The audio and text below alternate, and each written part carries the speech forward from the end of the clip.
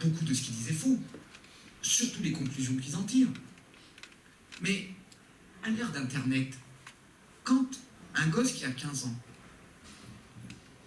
qui, pas par sa condition, mais parce que c'est la nature de la jeunesse de vouloir changer le monde, c'est l'histoire de l'humanité. Les jeunes générations n'héritent pas du vieux monde en disant il est super. Tout le monde veut changer le vieux monde. Et c'est bien, c'est comme ça que l'histoire. Et qui regarde. Et qui va regarder la première guerre d'Irak, les armes de destruction massive, la petite fiole où il y avait des produits dedans. On lui dit alors ça, c'était la vérité ou un mensonge? Mensonge. Qui regarde le débat politique, vérité ou mensonge? Beaucoup de mensonges. Qui voit qu'il y a un doute profond qui s'est installé, qui est un des éléments de la crise politique, sur le modèle démocratique. Il y a des sortes de paradoxes qu'à l'effondrement du mur de Berlin, alors que tout le monde pensait que désormais la démocratie allait s'imposer, et recommencer à naître un doute profond au cœur même des pays démocratiques de leur propre modèle. Et on voit apparaître à ce moment-là des générations qui ont un rapport à la politique anguleux, dur, parfois simpliste, dans beaucoup de domaines. L'engagement dans la jeune génération autour de la planète et des enjeux écologistes, il est en train de changer. C'est pas de lutter contre le réchauffement de la planète. Et les résultats de la COP21, chez eux, ça leur rentre là, ça leur sort là. Eux, leur conception de l'écologie, c'est il y a un arbre, on veut le couper, je monte sur l'arbre. C'est l'action directe. C'est plus d'intermédiaire, pas de discours, pas de pétition, pas d'idéologie. J'agis dans le direct, d'une manière désordonnée, chaotique, bordélique. Les zones à défendre, etc. Dans l'action sociale, il n'y a plus le syndicalisme, la politique, le rapport de force, la solidarité. Je rentre dans l'usine, je veux nous licencier, je prends des bouteilles de gaz, on va tout sauter. Je rentre dans un truc, je vais tout péter. Dans le débat qui est en ce moment sur la loi travail, qu'est-ce que je vois? Je vois des gens qui disent « La rue a raison, les députés vous avez tort, vous êtes des dictateurs ». Comme ça, on est des dictateurs. Parce qu'en fait, il n'y a que le rapport de force qui compte pour eux. Puisque eux, aujourd'hui, dans la rue, c'est donc eux qui ont raison. Et quand on les comptabilise, ça n'a rien à voir. Mais les mêmes qui aujourd'hui, par exemple, sur la loi travail, contestent, qu'importe le fond, la légitimité du législateur. Qu'est-ce qu'ils auraient dit si, dans des manifestations qui étaient 10 fois plus imposantes, la manif pour tous, qui était autrement des rapports de force autrement plus importants, on avait calé comme ils nous le demandent, en disant « Ah, problème la rue, non, on recule, non ». Et on voit que cette culture, cette ambiance générale, elle est dans ce contexte. Qu'est-ce que représente la radicalité islamiste? Et c'est là où je l'ai introduit.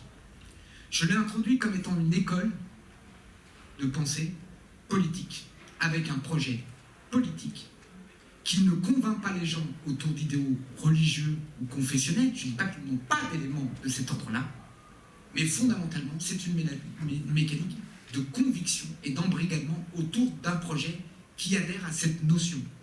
Le cœur du cœur de la théorie politique de l'islamisme, c'est que son ennemi, c'est la démocratie, avec tout ce qu'elle implique de remise en cause profonde pour eux de l'idée qu'ils sont de l'organisation humaine.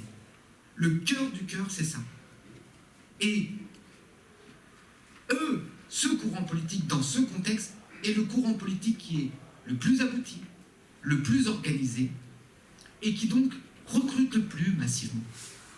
Parce que moi, j'ai fait ce rapport en me posant une question. Comment un gosse de 20 ans, qui vit dans la Nièvre, peut vouloir aller mourir en Syrie pour Daesh? Alors, soit on fait que des cas individuels, ah ouais, alors lui, il avait tel problème, et puis elle ceci, puis lui, dans quelle perspective, ou on dit des banalités, où on comprend qu'il y a une situation politique nouvelle qui s'est ouverte. On est dans une nouvelle période historique politique, dans une sorte d'entre-deux peut-être, je ne sais pas, mais dans cette période-là, s'est engouffré l'islamisme comme une réponse politique à une génération qui l'offre. Sinon, on ne comprend pas pourquoi un jeune homme et une jeune fille française habitant du côté du Limousin, qui n'ont aucun rapport avec les musulmans, aucun rapport avec l'immigration, qui ne sont pas des prolos écrasés par la misère, qui étaient plutôt des enfants de gens employés ou de cadres administratifs moyens, qui vivaient plutôt bien, partent là-bas. Bon, Internet, quand même. Ouais. J'y reviendrai. Internet. Mais Internet, je le dis comme je le pense. Internet, c'est ce que disait une génération avant les gens à propos de la télé. C'est-à-dire, on trouve toujours un bouc émissaire, mais il n'y a pas de magie. Internet, ça émancipe aussi les gens, ça donne des infos. Donc, c'est pas Internet, pas plus que les journaux allaient mettre du poison dans la tête des femmes, ou que sais-je encore. Et on a toujours, un petit peu, le tien en tout cas.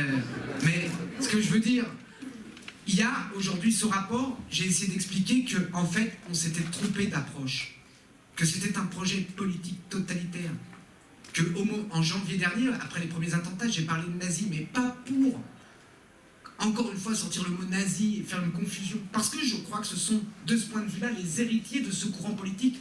Dans quel sens? Il n'y aura aucun compromis d'aucune sorte que ce soit avec eux, ni vestimentaire, ni territorial, ni d'aucune sorte que ce soit. Parce que ce projet totalitaire a une ambition totalitaire et globale. Et donc, ne pas avoir compris ça, ne pas avoir compris la nature, c'est ne pas avoir les bons outils pour le combattre, les bons outils pour empêcher une partie de notre jeunesse d'y basculer, les bons outils pour contre-attaquer et les bons outils dans notre politique étrangère. Parce qu'en fait, tout continue. Et qu'à chaque fois qu'on a essayé de trouver un compromis. Et l'autre chose, c'est que ce sont des formes en plus organisationnelles tellement nouvelles qu'elles demandent des vitesses d'adaptation. Vous voyez bien et vous le sentez bien. Vous avez tous espéré, c'est normal, que quand Ben Laden a été dézingué par les Marines américains, bon, il y avait quand même un problème de régler.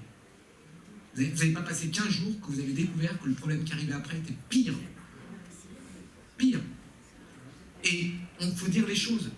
Moi, je pense que nos nations vont bien évidemment battre Daesh. Évidemment qu'on va écraser Daesh.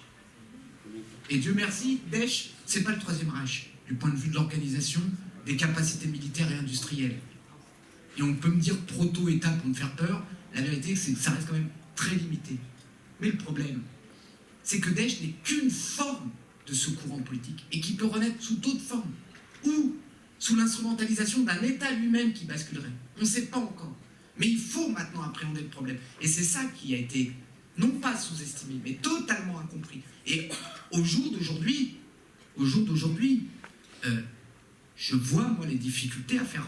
c'est normal, il faut du temps maintenant pour remonter la pente. Ça ne sert à rien d'avoir la moindre connaissance des hadiths, des sourates, ou de ce que pense l'université Al-Azhar au Caire, pour comprendre ce qui se passe. Il faut faire de la politique. Il faut comprendre politiquement qui ils sont. Et il faut agir politiquement par rapport à eux, avec toutes les dimensions que la politique. Donc des dimensions de défense. Et je pense que notre pays, de ce point de vue-là, et je vous le dis, et vous savez que si c'était pas vrai, je ne vous le dirais pas en face de vous. Notre pays a pris des mesures extrêmement fortes pour se protéger. Pas simplement sur le champ extérieur. Jamais, jamais, des moyens aussi exceptionnels ont été donnés aux services, etc., pour travailler. Et ils travaillent. C'est pas parce qu'ils passent pas tous les jours à la télé, c'est pas parce qu'on montre tout ce qu'on fait, parce que c'est pas fait pour ça. Mais il y a un très gros travail qui est fait. Mais il n'empêche qu'il y a une autre dimension qui manque. C'est que l'autre dimension, on l'a découvert. C'est que ce combat protéiforme, il prend parfois des formes qui peuvent surprendre. Je vais dire quelque chose que je n'ai pas encore dit publiquement, mais qui est ma conviction. Depuis l'affaire de Molenbeek, il se passe quelque chose en Europe de particulier. Je crois que l'islamo-gangstérisme est en train de prendre le pas sur les islamistes politiques de ce qui existait. Ne croyez pas ça. Tariq Ramadan, il est dépassé par la situation. C'est un système de poupée russe à la Frankenstein où chaque monstre échappe à celui qui l'a mis en route. Et que le grand danger pour notre pays, pour l'Europe, je l'ai toujours dit, je l'ai dit au service de renseignement et je le pense, le grand danger, c'est pas le djihad en Syrie ou tous les débats autour du Moyen-Orient. Le grand danger, c'est de laisser émerger ici un syncrétisme entre les racailles, les islamo-gauchistes et ces islamistes qui vont prendre le pouvoir pour avoir un djihad avec des dimensions européennes et des revendications européennes. C'est pas encore, on n'y est pas, mais cette fois-ci, on ne refait pas la même erreur. Comprendre et analyser. Je ne connais pas l'individu, je lis tout dans la presse, mais je conclurai sur ce point là-dessus. Moi, je vais vous dire ce que je pense. C'est une conviction personnelle, ce n'est pas une preuve. Je n'ai aucun élément du dossier. Je ne connais pas l'individu, à part qu'il vit dans ma circonscription, si on peut dire. Mais à la prison de Fleury-Mérogis, qui fait partie de ma circonscription. Mais ce terroriste qui est chez nous, ce jeune, que son avocat belge a décrit comme étant, après 2 heures de conversation, un petit peu décérébré et limité, que son avocat ici, son conseil, a relayé à Delslam. Moi, je vais vous dire ce que je pense. Pendant des années, moi je suis un militant, je sais de quoi je parle. J'ai recruté des jeunes dans les lycées, des jeunes de 14, 15 ans, à des causes, celle de SOS Racisme, à des combats. Je vais vous dire une chose, toujours, les gens autour les ont pris pour des bourricots. Surtout ceux qu'on prend pour des bourricots, quand ils s'élèvent avec la politique, ils deviennent puissants. Je pense que c'est un dirigeant. Je pense que ce n'est pas un imbécile. Je pense qu'il n'a pas les codes culturels des autres. Je pense que le gars, bien sûr, fume des joints, s'éclate, tout ce qu'on veut. Mais je pense qu'il est chez Daesh. Je pense qu'il est organisé par eux. Je pense qu'il est convaincu. Je pense que c'est un de ses cadres. Je pense qu'il n'a pas eu peur ou pas peur de mourir. Je pense que c'est sa tâche politique d'amener les commandos, qui l'ont préparé autre chose. Je pense que c'est un cadre. Mais c'est une conviction personnelle. Ça, c'est des erreurs qu'on peut faire, de continuer à mélanger les cadres d'analyse. Prendre conscience du danger du radicalisme, c'est l'embrasser généralement, c'est comprendre qu'il y a un défi démocratique qui va demander des réponses d'une autre teneur que ce qu'on pensait. Et c'est comprendre aussi que l'ennemi qui s'est cristallisé est dur à combattre et qu'il faut être plus intelligent que lui parce qu'il est intelligent, parce qu'il est protéiforme et parce que lui a quelque chose que nous devons nous retrouver à tout prix. C'est que ceux qui combattent pour lui adhèrent à une cause. Ce n'est pas un salaire, ce n'est pas des petits avantages matériels, ce n'est pas les vierges ou que sais-je encore. Parce que toutes ces explications, la sauvagerie, Internet, les têtes qu'on coupe, le lavage de cerveau, la drogue, mais en fait tout ça, c'est des choses qu'on entend tout le temps quand on ne comprend pas ce qui se passe. C'est le discours qu'on délivre tout le temps sur la jeunesse quand elle vous échappe. Ils sont drogués, ils sont manipulés, ils ne savent pas ce qu'ils veulent, ils n'ont rien dans le crâne, ils sont machins. En fait, ils sont convaincus, ils sont au combat. À nous maintenant de convaincre et de mettre des gens au combat. Contre eux, pas simplement sur le terrain militaire. On a besoin, je ne veux plus que dans ce pays, et ça continue, que toutes les politiques publiques, toute l'attention collective soit toujours sur les marges. Qui voit, qui parle de ces jeunes filles, de ces jeunes hommes, musulmans ou pas, des banlieues, qui eux sont de bons Français, qui vont à l'école, qui font leurs devoirs, qui mangent, qui se servent leur poing, qui parlent de ce que je vois, j'invente pas, de mères de famille, seules, avec 3 à 4 enfants, qui partent travailler, qui reviennent, qui truquent, ou pas un d'entre eux est un délinquant, qui sont rectas, qui quand ils peuvent pas avoir quelque chose, n'achètent pas. Ça, c'est la masse. Personne ne leur parle, personne ne les organise, personne ne les soutient, rien. Il n'y a que les yeux pour les autres, il n'y a que du discours pour les autres, il n'y a que des reportages sur les autres. Donc, vous voyez, si on commençait par une chose, si on commençait par faire que les héros soient ceux... C'est quand même le pays. De notre côté, je finirai juste là-dessus, de notre côté. Si on mettait en valeur les nôtres, si on disait que les héros, c'est eux, si on essaye d'inverser un peu ces rapports de force. Donc voilà, moi, ce rapport, ce qu'il veut dire, il veut dire qu'il y a un défi politique majeur, qu'il y a un défi sécuritaire majeur, et qu'il faut changer pas simplement de braquet, mais l'ensemble de la dimension. Je pense sincèrement que ce défi, et je vous le dis, tous ceux qui veulent comme réponse à la radicalité islamiste et au danger qu'il représente pour nous, de revenir à la situation d'avant, se trompent. C'est la situation d'avant qui les a créés. On doit changer. On doit changer pour être fort. On doit changer pour se défendre. On doit changer pour garantir notre liberté. On n'est pas parfait, parce qu'il rentre dans les failles de notre société. Alors, il faut la renforcer de tout point de vue, et on en a les moyens.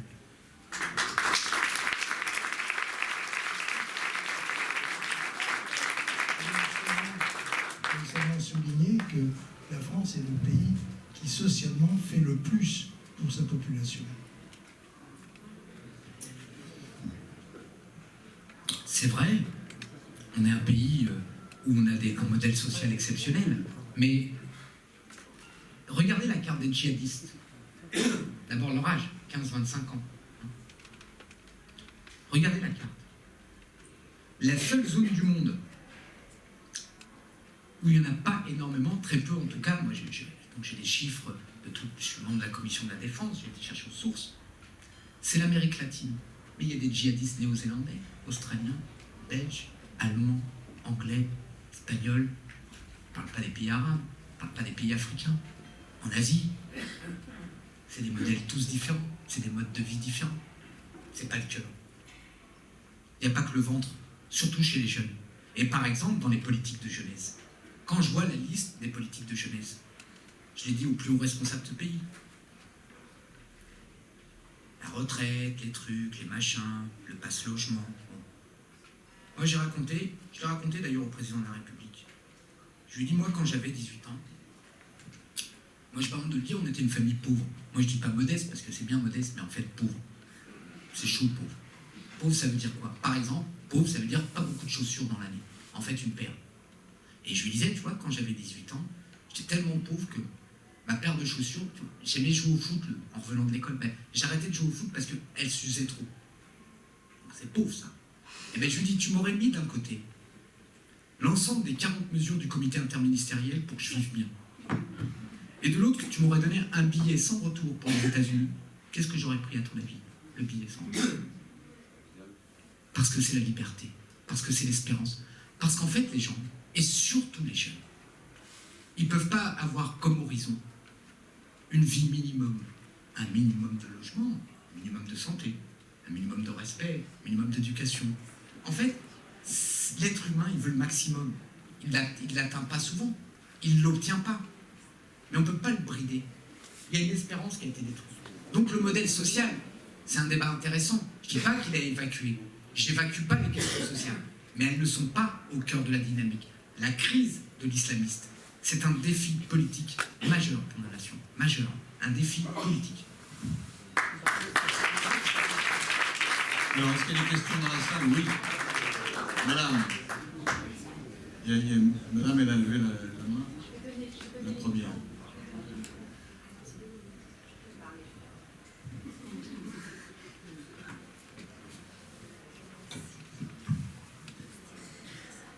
Merci beaucoup d'ailleurs pour votre intervention. Je vous ai suivi sur les réseaux sociaux et j'aime bien votre parole. Ceci étant, je voudrais quand même quelques explications. C'est bon? Oui. Donc, vous avez parlé du voile. Vous avez, je crois, été très clair sur le fait que dans les établissements scolaires, les signes ostensibles religieux sont interdits.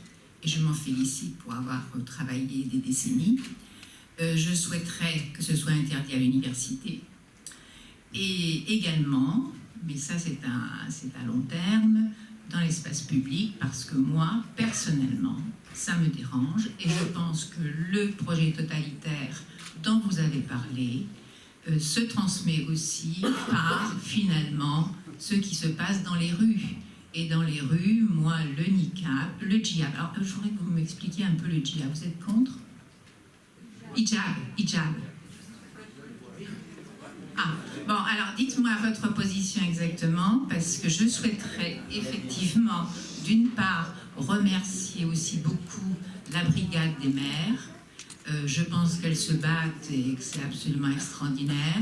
Par contre, je pense que le débat de Latifa Ziaten est pour moi contre-productif. Je suis héritière des suffragettes, héritière du droit de vote, du droit à... Mais la question elle est, qu'est-ce que vous en pensez? Voilà. S'il vous plaît, nous souhaitons entendre des questions et pas des exposés. Malek Raton, on en prend plusieurs. Hein. Alors, oui, ben allez-y. Je ne sais pas si c'est une question pour Malek Bouti. Monsieur, vous êtes un homme, pour moi, un grand homme politique, et vous ne devriez pas dire que vous êtes jeune Français, que vous êtes un nouveau Français. Vous êtes un Français à 51 ans, comme moi je le suis, même si c'est une génération avant. Petite remarque pour Monsieur Geoffrin. Monsieur Bouti a répondu pendant une demi-heure sur l'identité française. Auriez-vous posé cette question, monsieur, à un autre homme politique, monsieur Cambadélis, monsieur Besancenot, Monsieur Mélenchon, je veux poser des questions à Monsieur Bouty. Je me suis permis de poser cette question parce qu'il a travaillé sur la question. Mais oui, monsieur, il a travaillé sur la question qui s'appelle génération radicale.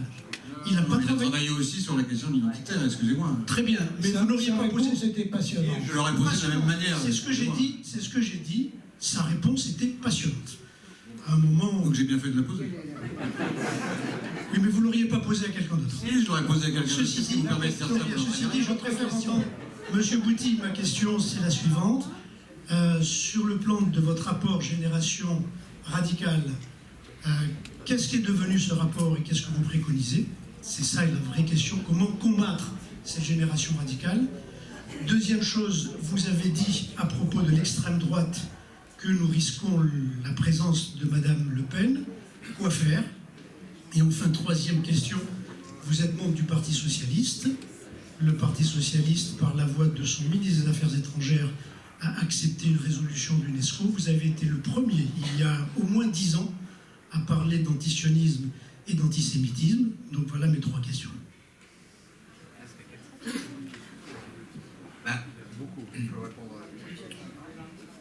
ne peux pas tout balayer, hein. Vous comprenez, j'essaye de cerner.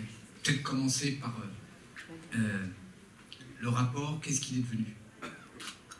Ce rapport, il m'a été commandé par le Premier ministre. Actuel. Il n'y en a pas 2. Je le dis vraiment en toute franchise. Aucun autre responsable du pays actuel m'aurait confié cette responsabilité. Pas parce qu'on est en désaccord avec moi, mais il y a un problème. Problème à aborder. Problème avec, non pas ma franchise, je veux dire, c'est pas ma définition. Je suis pas quelqu'un de plus franc que les autres. Je trouve que c'est un peu limité quand même. En fait, moi, je suis radical républicain dans le sens où je vais au cœur du problème. Je suis pas là pour ambiancer, pour être intelligent. Je veux être intelligent. Mais en fait, je suis pas un singe savant. En fait, je suis un militant, je l'ai dit. En fait, je veux que ça change. En fait, je crois que les élus, je l'ai dit, n'agissent pas assez. En fait, je pense que la déconnexion de l'Assemblée, c'est pas des problèmes d'argent, de trucs, de je ne sais pas quoi. C'est de retrouver un personnel politique combatif pour la République. Je pense que le Premier ministre, il a cette velléité. Je le crois. Et je le crois pourquoi? Parce qu'ils m'ont fait la preuve. Je suis en contact avec lui. Il ne peut pas tout faire tout seul. Il n'est que Premier ministre. Dans des institutions qui sont les nôtres. Mais il m'a confié ce rapport en sachant une chose. Il savait comme confiance ce rapport. Il m'a jamais, pas un moment évidemment, dit attention, rien. Il m'a envoyé la lettre, il m'a confié la mission. J'ai fait mon rapport, je lui ai remis. Et dès que je lui ai remis, il a considéré que c'était un rapport essentiel. Rapport qui a été très utile d'abord, je suis membre de la commission de la défense, je vous l'ai dit, à nos services. D'abord, pas parce qu'il est complet, ça ne va pas être la Bible de l'anti-djihadisme, mais c'est la première fois qu'il y a des outils compréhensibles pour un certain nombre, je dirais, de responsables de la sécurité de notre pays, pour voir 2-3 choses. Et je crois qu'il a été plutôt bien accueilli d'après les échos que j'ai eus. Il l'a évoqué publiquement. Il en a fait sa promotion tant qu'il pouvait. Il a demandé à l'ensemble des ministres, dans le mois de septembre qui a suivi, de prendre le rapport et de voir dans son secteur ce qu'il pouvait faire. Et moi, je ne mets pas là-dedans une quantité de solutions à tout. J'ouvre des pistes. En fait, j'essaie de montrer une méthodologie où, grosso modo, j'essaie de réarticuler ce qui est pensé et agir. Si l'objectif numéro 1 pour moi en matière de sécurité dans notre pays, pour le politique, parce que si vous regardez les responsables politiques, quand vous avez des débats avec eux, vous en avez eu sur ce sujet, ils n'ont qu'un discours. Ils n'ont qu'une appréciation de la politique de sécuritaire qu'il faudrait avoir. Mais bon, ça va, en fait. Ils font le job, les gars. Les militaires, nos services de renseignement, la police, elles travaillent. Donc commenter leur travail, c'est pas de la politique. Et plus grave encore, penser que c'est leur seule responsabilité de résoudre tout ce problème-là, non seulement c'est pas de la politique, mais l'histoire l'histoire de notre pays l'a prouvé. C'est dangereux pour notre démocratie, pour notre République. C'est le doigt dans une défaite pour nous à terme. Parce qu'ils n'en ont pas les moyens. Parce que ce n'est pas leur job de ce qui se passe dans les cités, les trucs de recrutement, quelles sont leurs méthodes et comment ça travaille. On ne peut pas renier nos principes pour les combattre. On ne va pas détruire la démocratie, mettre des gens, les enfermer n'importe comment, autour d'appréciations générales. Allez, il faut un bon coup de vis. Tout ça, ça n'existe pas, c'est des films. La vérité, c'est qu'il faut une offensive politique pour que le corps républicain, au cœur, en fait, la question, c'est pas de se défendre face à eux, c'est de contre-attaquer. C'est de contre-attaquer. C'est que sur leur terrain, il y ait des gens qui défendent notre conception collective de la République. Des gens qui mènent le combat, pied à pied. Prenons un sujet sur lequel je n'ai pas encore eu une question. L'antisémitisme. Ça peut intéresser quelques personnes ici. En tout cas, moi, ça m'intéresse. L'antisémitisme. Bien évidemment qu'il faut des grands rappels. Bien évidemment qu'il faut des choses solennelles qui marquent le pays. Bien évidemment que des moments importants sont faits. Mais l'antisémitisme, c'est un combat au corps à corps. C'est autour de la table. C'est en bas dans le quartier. C'est dans la cour de récré. C'est dans le club de foot. C'est dès que quelqu'un dit « Ah, les Juifs », quelqu'un me dit « Hey, si on disait la même chose sur ta famille, etc., qu'est-ce que tu dirais ?» Non. En fait, cette idéologie, exactement dans la même mécanique que l'extrême droite, elle progresse par la lâcheté, la peur, les silences, la peur. Quand j'entends des gens dire « Mais quand les musulmans, ils devraient... » Vous savez ce qu'ils pensent, les musulmans, des islamistes? Ils pensent que c'est le plus grand danger qui leur est arrivé de leur histoire. Parce qu'ils tuent des milliers de musulmans. Parce qu'ils les menacent. Parce que, même quand ils ne les voient pas ici, qui vivent ici, ils ont entendu leur famille qui, dans tel pays, les guerres civiles, les têtes coupées, les massacres. Pourquoi ils ne s'expriment pas? Pourquoi ils ne s'expriment pas? Non, soit vous êtes une foule en train d'hurler, soit on a un débat. Bon, si c'est une foule, j'ai autre chose à faire. Donc, le rapport, il a été mis sur pied. Voilà, l'embrayage, il est un peu lent. Mais pourquoi je crois qu'il est un peu lent? Je vous l'ai dit d'abord parce qu'il faut se remuscler la politique. Ils ont perdu l'habitude d'agir. On avait une politique où, grosso modo, on pensait qu'on avait un modèle plutôt bien fait, et aux marges, on rectifiait. Tout d'un coup, tout réattaquer, c'est dur. Il faut se muscler. La deuxième chose, il faut intégrer et comprendre. Comprendre profondément. Pas juste un aspect, pas juste une actualité, pas juste un sujet. En fait, il faut sortir de ce qui tue la vie politique, qui est l'analyse en catégories socio-professionnelles et détaillées, où il n'y a plus que, non pas la France et les Français, mais une multitude de strates dans lesquelles vous appartenez. Ah, vous êtes un CSP+, vous êtes plus de 3. Moi, je vois les discours politiques. Et je le dis aux paysans, aux commerçants, aux ouvriers, aux bouchers, aux charcutiers, à ceux qui vivent en haut, à ceux qui vivent... Les discours politiques sont comme ça aujourd'hui. Parce que, en fait, ils n'arrivent pas à dire les Français tout court. En fait, reprendre de la politique. Et donc, pour l'instant, ce rapport, il se diffuse. Je pense qu'il reste valable. C'est une méthodologie que je propose. Je pense qu'il devrait être agrémenté. Je pense que, par exemple, une politique de sécurité moderne face à un nouveau danger, c'est quoi? C'est utiliser les outils régaliens de l'État, mais c'est mobiliser la société pour contre-attaquer. En fait, on a besoin, c'est la force de notre pays, on a un corps administratif décentralisé, on a un corps enseignant, on a plein d'éléments qui doivent nous permettre, en fait, de créer un maillage pour les enserrer. En fait, il faut les faire sortir, parce que pour que la police puisse les affronter, encore faut-il qu'ils les voient. Et donc, il ne faut plus qu'ils aient des bases de repli, il ne faut plus qu'ils aient de cachets. En fait, il faut qu'ils soient nulle part comme des poissons dans l'eau, puisque c'est leur stratégie. En fait, il faut que cette eau-là leur soit insupportable. En fait, on doit mettre en valeur les femmes de chez nous qui ont les cheveux libres. Vous savez, des fois, ce que je pensais que tant qu'on y était, qu'on bombardait leur zone, vous savez ce qu'on devrait faire? Un truc qu'ils détesteraient. On devrait balancer des livres et des films.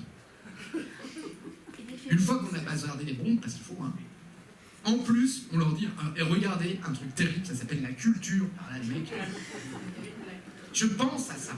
Mais l'embrayage est difficile. Et je pense que le débat politique de la présidentielle, je ne dis pas qu'il doit être tourné autour du sécuritaire. Ce serait une idiotie. Mais sur le fond, il doit embrasser largement cette question. C'est la seule vraie question. Le destin du pays est en jeu. Et je crois, ça peut surprendre, mais je crois que, quelque part, c'est ma volonté. Et je l'ai dit au moment du remaniement, après le remaniement, j'avais une critique à opposer. Je pense que la France, dans des moments où elle est en danger, en difficulté, elle doit créer les conditions d'une unité nationale pour affronter ce danger. Je pense qu'on a besoin de créer les conditions d'une unité sans perdre notre débat. Il ne s'agit pas d'être tous d'accord dans le même parti. Mais par exemple, je pense que on devrait avoir aujourd'hui un organisme au plus haut niveau de l'État associant opposition et majorité sur les décisions. Pourquoi ? D'abord pour envoyer un message. Vous ne pèserez pas sur le processus démocratique français. Si vous vient l'idée de faire des attentats terroristes pendant les élections présidentielles pour qu'on choisisse un tel ou un tel, ou pour créer des mouvements d'opinion, c'est fini. En fait, quel que soit le président ou le Premier ministre, si on a décidé de vous bombarder, on continue de vous bombarder. Parce que c'est décidé par la France, pas par tel président, tel Premier ministre. Il y a une dimension comme ça. Il y a une dimension de mobilisation, il y a des changements vraiment à voir. Est-ce que ça va suivre, ça ne va pas suivre ? Compliqué. J'ai l'impression que l'embrayage politique est un peu compliqué. J'ai l'impression que c'est comme ça, le dispositif fait que... Moi, je le dis, je n'ai pas de raison de le cacher, je l'ai déjà déclaré. Je pense que Manuel Valls, comme Premier ministre, a pris conscience. Je pense parfois qu'il est un tout petit peu seul dans une parfaite angulosité, une parfaite vision de ces choses-là. Deuxième chose sur laquelle je voulais répondre, c'est le voile, l'interdiction à l'université, etc. Je l'ai dit tout à l'heure. Dans les combats, et quand on a une réflexion politique, le mieux est l'ennemi du bien. Il faut être intelligent. Donc, en ce moment, on est en train de reprendre pied doucement.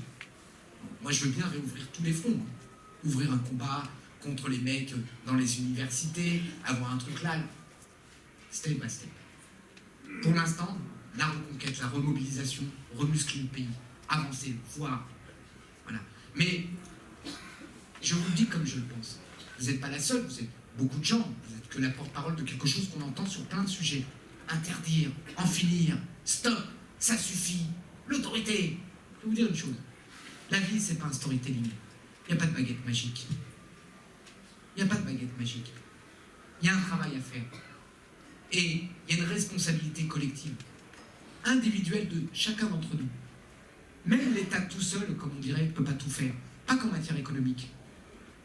Parce que c'est bien beau d'être libéral sur le pèse, mais il faut l'être aussi sur la liberté. La liberté, c'est collectif.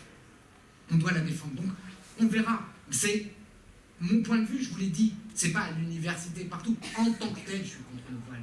Parce que c'est pour moi un symbole d'oppression. C'est une chaîne. Je l'assume. Mais la manière dont on combat doit avoir une certaine intelligence. Est-ce que c'est ça, on mène l'offensive? Est-ce que c'est ailleurs? On en débat, on décide et on choisit. C'est cette remise en ordre globalement, pour réunir vos deux questions, qu'on doit retrouver dans l'action publique pour réussir ce combat.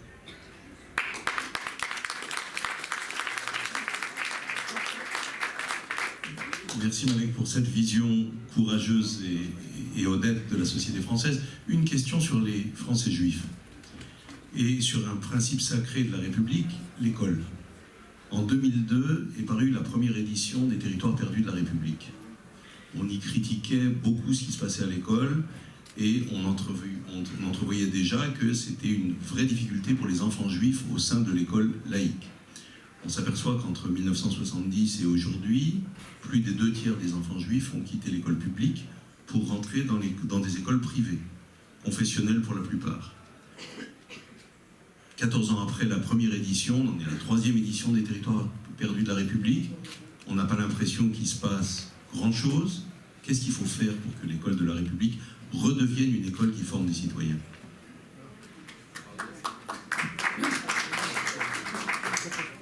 Moi, dans le rapport, j'ai baptisé l'école la Grande Muraille de la République. Muraille de la République. Une chinoiserie, quoi, que j'ai avancée. Pourquoi? Parce que je vais vous dire une chose sur l'école. Dans les organisations politiques, dans les médias, dans l'espace public, à chaque fois que l'école est mise en débat, et ça y va, tout le monde, plus comme avant, plus de discipline, plus de résultats, plus de trucs, plus de latin, plus machin. Il y a un discours. Alors je vais vous dire c'est quoi l'école républicaine française. Dans une période hyper anxiogène, dans une période où les gens ont plutôt peur, font beaucoup attention à des choses, dans une période où ce que nous, tous, nous avons de plus sacré, sur lequel on concède le moins de choses, la sécurité de nos enfants. Et je vais vous dire une chose, tous les matins, on dépose 8 millions d'enfants, parfois même sans se retourner, devant l'école, en toute confiance. Et ils s'en occupent. Et ça tourne. Alors la première base, au-delà des analyses qualitatives et de choses qui peuvent être, quand on rentre un peu plus profondément importantes, première base, la confiance en l'école républicaine doit être forte. Et pas la mythifier, pas être aveugle à des problèmes, mais elle doit être forte. Implacable. Parce que de toutes les institutions de la République, de mon point de vue, c'est celle qui continue à fonctionner le mieux, malgré tout. Deuxième chose, quelles sont les écoles où il y a eu un problème? Il faut arrêter de se tromper. C'est pas l'école en tant que telle. C'est souvent les éléments liés à la carte scolaire. C'est donc les éléments autour de l'école qui ont une influence dans l'école. C'est pas l'école qui a généré la violence en son sein, même si on peut avoir des débats après, pour les gens qui adorent les débats éducatifs sur comment on peut générer de la violence par l'éducation, mais la vérité c'est quoi? Les ghettos autour, la ghettoisation, qu'est-ce que vous voulez que je vous dise? Dans ma circonscription, j'ai une ville, Grigny. À Grigny, j'ai une population qui est pratiquement tout ce qu'on appellerait des minorités visibles, étrangères ou françaises. Dans les écoles, j'ai des écoles où ils sont 90-100% black, tout ça. Vous croyez que ça leur fait plaisir? Vous croyez qu'ils kiffent ça? Vous croyez que les parents sont heureux? Eh bien, ça s'accroche. Hein. Ils s'accrochent. À tel point, je vais vous dire une chose. C'est une ville qui est extrêmement mal gérée. Je suis en guerre contre la municipalité. C'est une ville extrêmement criminogène. C'est une ville décomposée. C'est une ville avec plein de corruption. Mais c'est une ville où, dans l'école, c'est une des écoles dans le département où il y a le moins d'incidents. Parce qu'il n'y a que ça pour eux. C'est ça qui a fait la montée en puissance, qui a été après gangrénée par d'autres choses. Donc, bien évidemment qu'une des clés, je parlais des territoires, je parlais des éléments qui fondent la République. Des écoles ghettoisées, ça s'appelle un oxymore. Ça ne peut pas fonctionner. Ça ne peut pas marcher, ça ne marchera pas. Avec 10 profs en plus, avec des moyens en plus, avec des budgets en plus, avec tout ce qu'on veut en plus, c'est contradictoire. Et je vous le dis, si moi-même, Malek Bouti, j'avais grandi dans des écoles où tous les gens me ressemblaient, où on était tout le temps dans cette même destinée, aujourd'hui, je ne serais pas en face de vous en train de vous parler. Je serais quelqu'un d'autre. Je ne sais pas ce que je serais, mais je serais quelqu'un d'autre. Je serais sûrement quelqu'un d'autre. Parce que ce que je suis, je le dois à l'école. J'ai rien d'autre. Moi, chez moi, le premier livre qui est rentré à la maison, c'est moi qui l'ai amené de la bibliothèque. Quand je me suis mis à lire un peu, sortir des trucs de football et de bande dessinée vers 12-13 ans. Et pas de livre. Si, pas que l'école, j'ai quoi? Et qu'est-ce que je croisais dans l'école? Tout le monde, sans être dans le délire. Hein. On était plutôt, j'étais dans un collège, j'étais des préfabriqués à Levallois, tout ça. On était plutôt tendance prolo, faut être honnête. Mais il y avait tout type de prolo. Et ça change tout. Parce que l'identité républicaine, cette ghettoisation, elle a pesé énormément. Et puisque vous parliez des Français juifs, il faut le dire sans embâche aussi, il y a aussi des campagnes au sein des Français juifs pour faire retirer leurs enfants des écoles laïques, parce qu'il y a aussi des courants religieux et ou identitaires qui pèsent. Il y a aussi des gens qui vont... Ça pèse pas. Excusez-moi, j'avais oublié, le problème c'est toujours chez les autres. Donc,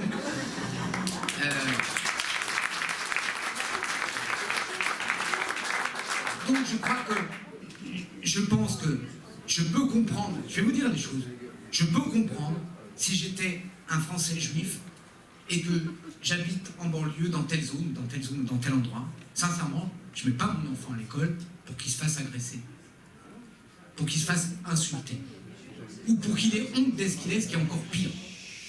Donc j'aurais fait un choix, je l'aurais mis ailleurs.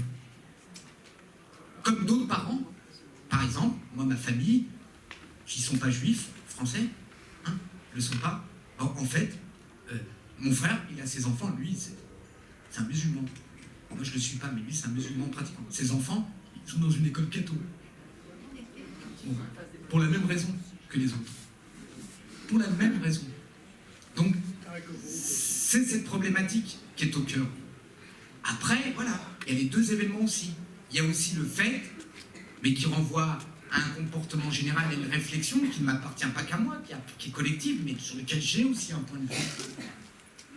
Je ne crois pas que les Français juifs doivent se replier, se protéger, ou pire, être sous la protection.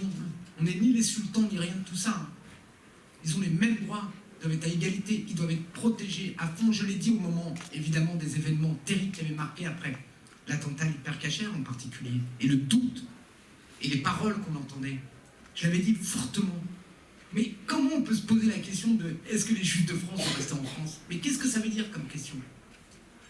C'est, voilà, simplement, comme tout le monde, comme ce que je disais pour les politiques, comme pour les citoyens, il faut reprendre, et il y a quand même une chance quand on est juif. On a une longue histoire, on a une longue mémoire, on a l'écrit, et donc on a une expérience. C'est pas la pire épreuve, j'en ai une de plus. C'est peut-être une destinée, j'en sais rien, c'est un débat philosophique. Mais en fait, il faut être à la hauteur. Si on est juif, il faut lever la tête. On est français juif, il faut être français juif, ouais, totalement. Et totalement citoyen, et totalement de droite, de gauche, supporter du PSG ou de l'OM, un truc, machin. Tout total, jusqu'au bout face à ces gens-là. On a le droit aussi de se retrouver entre soi. On a le droit de vouloir avoir une vie religieuse ou culturelle particulière. On a le droit, comme tous les autres, à ça. Comme il y a des clubs d'Auvergnat qui existent à Paris, ouais, on a le droit. Pas de problème. Mais je trouve qu'à un moment, c'est pour ça que je parle, la politique, c'est aussi ça. Il y a un langage du corps, des yeux, de l'expression. Je trouve que les Juifs de France, ils doivent être l'avant-garde de ce que j'explique. Parce que moi, je compte sur eux. Moi, j'ai besoin d'eux. Moi, je ne défends pas les Juifs, j'ai besoin qu'ils me défendent. Ça change.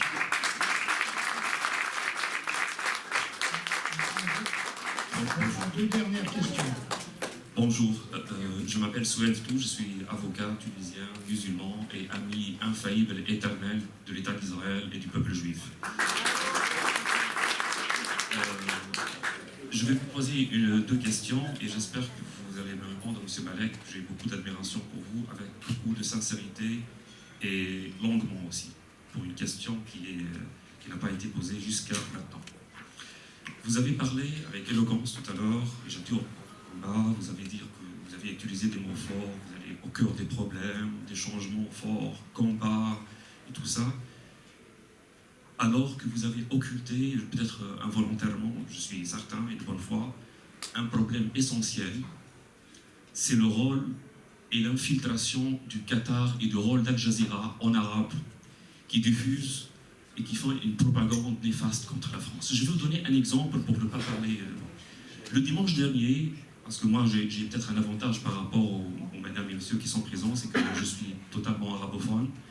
J'ai regardé sur Al Jazeera un reportage sur une fille française qui est chrétienne, elle n'est pas voilée, et avec la complicité du correspondant de Al Jazeera à Paris, ils ont décidé qu'elle porte le voile et qu'elle passe une journée en se baladant à Paris pour voir le regard du jour.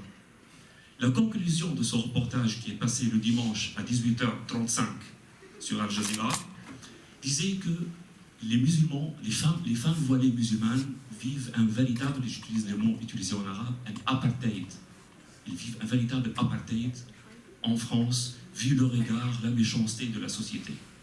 Et le journaliste, le correspondant d'Al Jazeera à Paris, il fait la conclusion, c'est que cet apartheid institutionnalisé par l'État français contre les femmes voilées, avec ce regard et toutes ces lois anti-musulmans, c'est ça ce qui nourrit le terrorisme. Et ils font la comparaison avec ce qui s'est passé à Molenbeek. J'aimerais vous poser deux questions.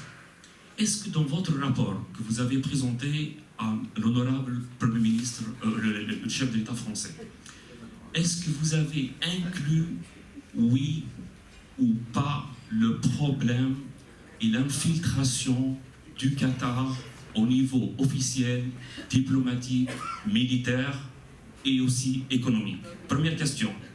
Deuxième question, et avec toute sincérité, est-ce que votre honorable président de la République, auquel j'ai beaucoup de respect, M. François Hollande, a le courage d'affronter le problème de l'intégrisme en relation avec le rôle néfaste que joue le Qatar à travers ses médias, le Qatar qui a mis le feu dans mon pays, la Tunisie, qui a mis le feu en Libye, que ses correspondants maintenant sont de c'est le seul journaliste dans le monde que leurs correspondants, ils sont avec l'État islamique, derrière les lignes de front de l'État islamique, mais non pas avec les forces de l'armée syrienne, l'armée de Bachar al-Assad, mais ils sont avec l'État islamique. Comment voulez-vous réussir ce combat avec toute cette détermination louable si vous occultez le rôle du Qatar? Et je vous lancerai un défi aussi, puisque ça la deuxième question, c'est que le combat contre l'intégrisme islamique en France ne sera pas gagné tant que le problème avec la relation du Qatar ne sera pas clarifié. Et merci beaucoup.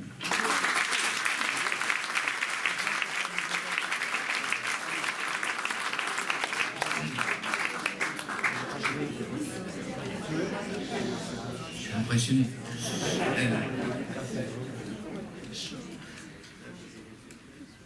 Pour répondre sérieusement à votre question, c'est une question qui revient, je trouve, dans votre propos à vous, c'est le Qatar. Évidemment, j'ai quand même découvert, excusez-moi, je commence un peu par un truc plus léger, mais quand même, avant qu'ils achètent le PSG, j'avais jamais entendu parler du Qatar, moi, personnellement. Mais bon. Mais maintenant, ok, je veux bien accepter, je connais Al Jazeera, tout ça. Prenons, en général, dans le débat politique, on parle de l'Arabie Saoudite, du wahhabisme, de ces pays, de nos relations avec, de la diplomatie qu'on a. Il y a eu dernièrement une visite du ministre des Affaires étrangères saoudien qui a expliqué qu'on est en phase totale. Et il y a des gens qui disent, mais est-ce que finalement on n'est pas complètement... est-ce qu'on ne se trompe pas? Et vous avez une théorie, vous en êtes partie prenante.